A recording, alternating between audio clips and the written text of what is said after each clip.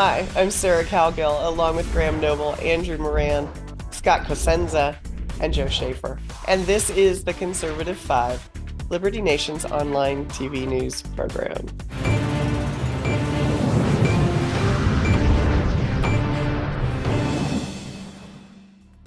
One struggling school district in California spent $250,000 in a for-profit organization that instructs teachers how to influence kindergarten children to be woke, as promised in its propaganda publications, to disrupt whiteness.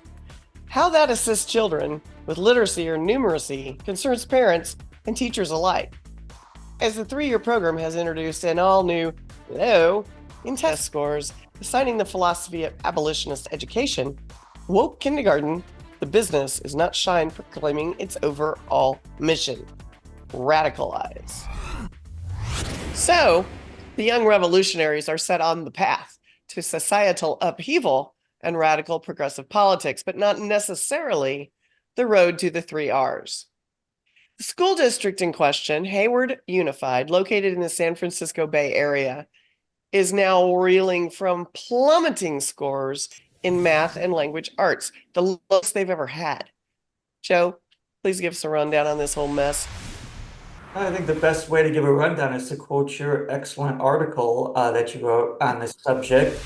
I'll just give some of the highlights. I thought the lead sentence: one struggling school district in California invested $250,000 in a for-profit organization that instructs teachers how to influence kindergarten children to be woke in order to, quote, disrupt whiteness, end quote. And then you have another telling quote about, I guess, from the organization, yes, proclaiming its overall mission, quote, woke kindergarten is a global abolitionist early childhood ecosystem and visionary creative portal supporting children, families, educators, and organizations in their commitment to abolitionist early education and pro-Black and queer and trans liberation, end quote. That's a lot for a kindergarten taught to That's a lot for anybody to, I can't hardly stomach that. I mean, Go ahead. this is the craziness going on in our public schools today, especially in the blue states. It's just madness. They actually called it, I saw somewhere else, they had a little comrades program. So you send your kindergarten and child to school and they get to be a little comrade. I mean, that's communist indoctrination. We're not being conspiracy theorists here. We're not making it up when they're calling it little comrades. So, this is again the tolerance hoax. That's a good word to describe it, being taken to absurd limits. It's time for some intolerance. You don't tolerate the warping of young minds like this. That has nothing to do with any proper use of the word tolerant. So we need some intolerance in America. And again, this is how they play the game. It's tolerance up to the point where while they're in the minority, when they don't have the power. When they have the power, it's about disrupting whiteness. It's about destroying nationalism and American patriotism as these evil things. All these intolerant things all of a sudden become important to the people who champion tolerance on their way up to assuming this power. Well, they've got this power now in our schools, and look what they're doing. It's absolutely insane. I found it interesting when I was writing the article and doing some research. Some smaller local papers up in the Bay Area, I was reading, all of a sudden this teacher, can't remember his name off the top of my head, but he was a self-described gay moderate, and he asked, they come in and they bring trainers to teach these teachers how to do this program, and he asked what exactly defined disrupt whiteness. And he was also a little disturbed by the language of so-called United States. And he's now on leave. Scott, what did he think was going to happen? Because he was a gay moderate and he could stick around?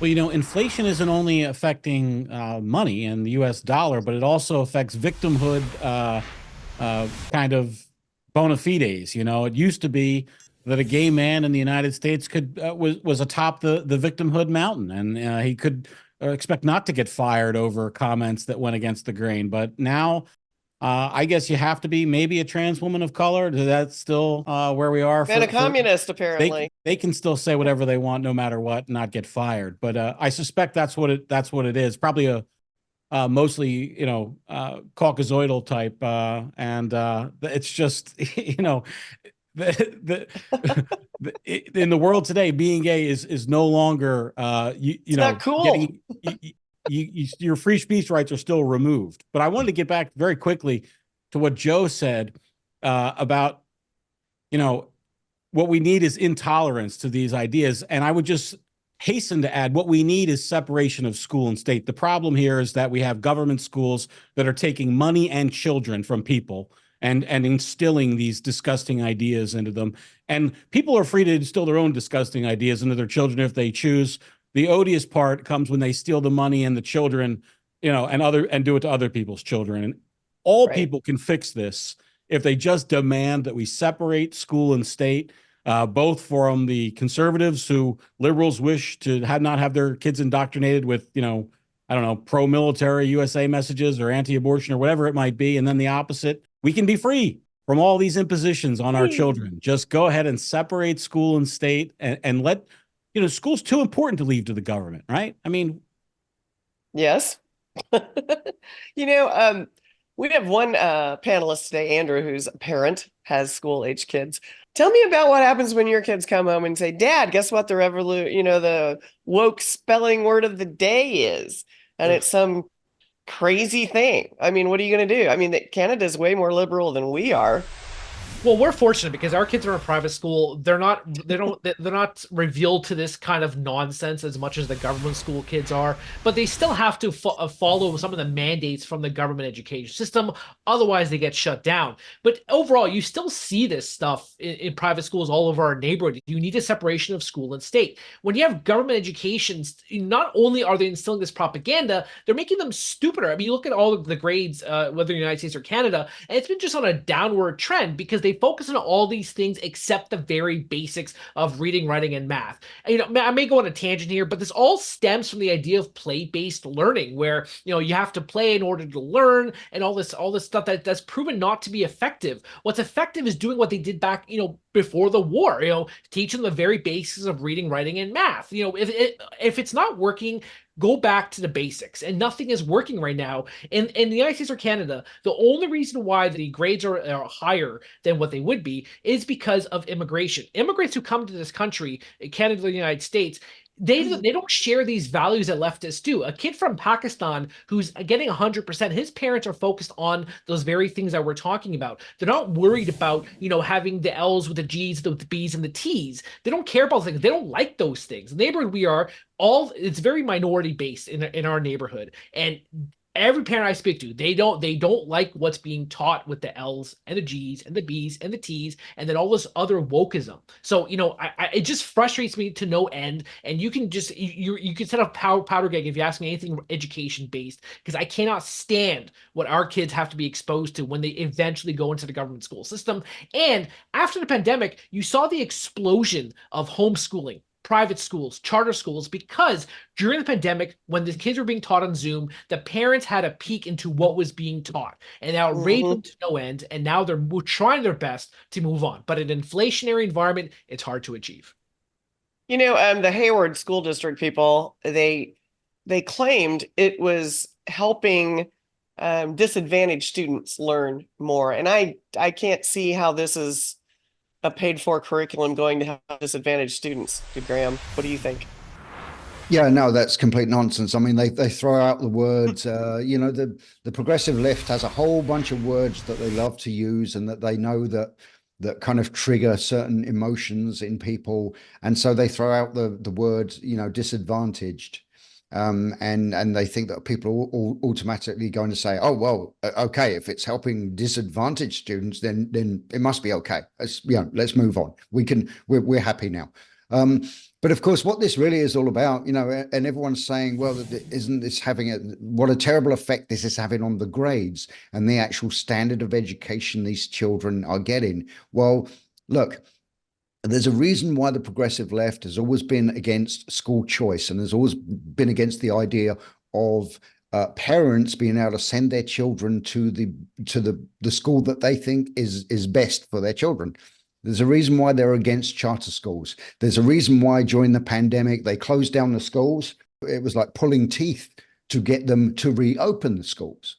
And the reason is because education, and when I say the word education, I mean like real education, not the crap that these government schools are teaching people now.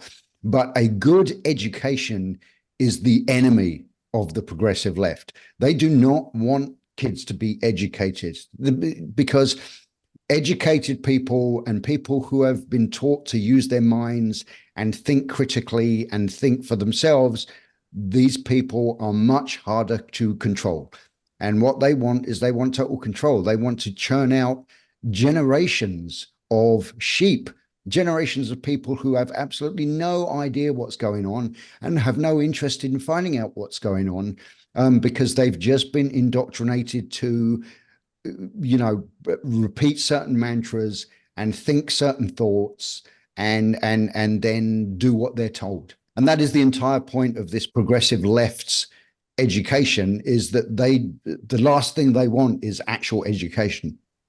I was just going to say they're waiting for the next flag directive to come down. We're switching from Ukraine to Palestine, and then what's the next thing to switch to? Okay, that'll be the thing. STEM was just, a few months away, and now what's that?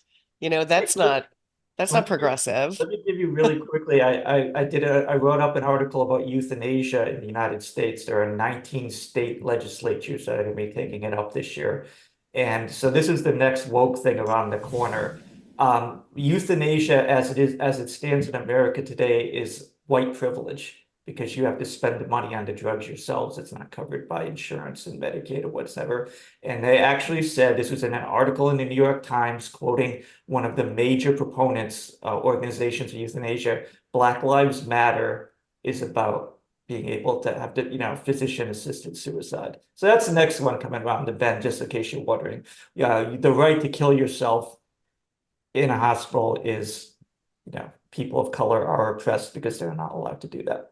You should come to Canada, Joe. My God, the medical assisted suicide. It's so You're way popular. ahead We're of us. knocking on You're doors and so asking far people ahead if of they're ready to go. I support the youth worldwide. I just want to say that.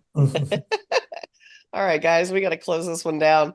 Joe, that might be a great topic next time around, so keep that in your pocket.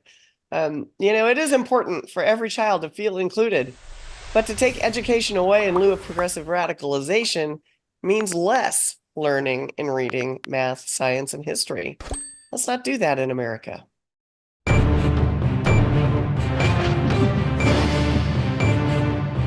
That's it for our Conservative 5 panel today. Check out our other C5 show and segments on your favorite video platform, YouTube, Vimeo, Rumble. We're on them all. As well, Liberty Nation has its own Roku channel where you can see all of our TV productions, and it's an all-new 24/7 channel. So check us out. I'm your host, Sarah Cowgill. Thanks for joining us today for Free Thinking, Free Speech, LibertyNation.com.